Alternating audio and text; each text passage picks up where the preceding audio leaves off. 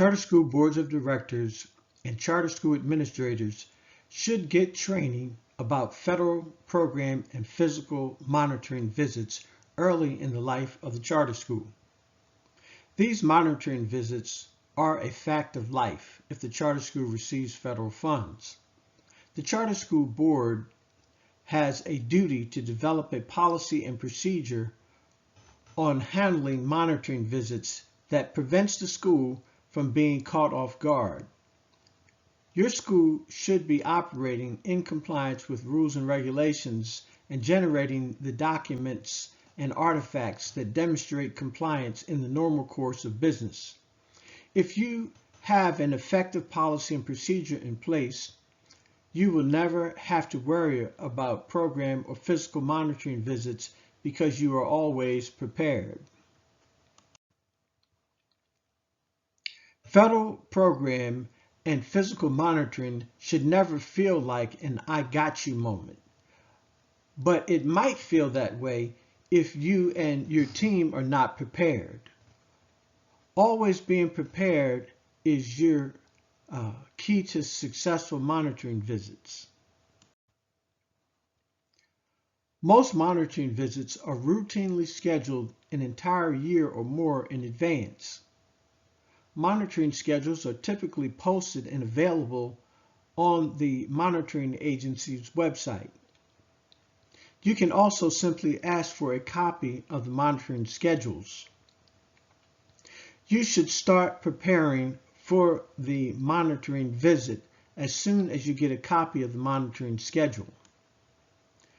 The monitoring instruments that will be used by monitoring agencies are typically available at that same time.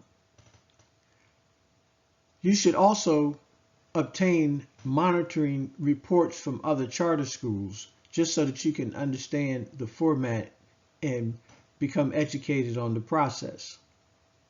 You will be able to know exactly what documents and artifacts you will need well in advance of the window for document and artifact submission.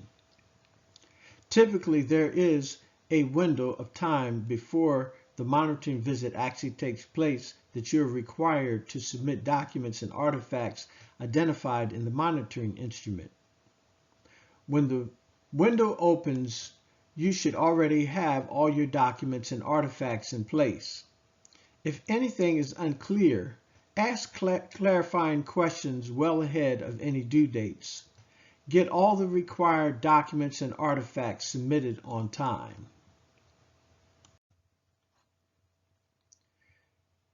You should be a good host on monitoring visit day. Your team should be prepared and professional. If interviews are required, the persons to be interviewed should be available and ready. All documents and artifacts should be on hand. You should also be operating the federal program in such a manner that you can easily access any documents or artifacts requested on site. Advanced study of the monitoring process will enable you to anticipate what could be requested on site. It should not be a surprise.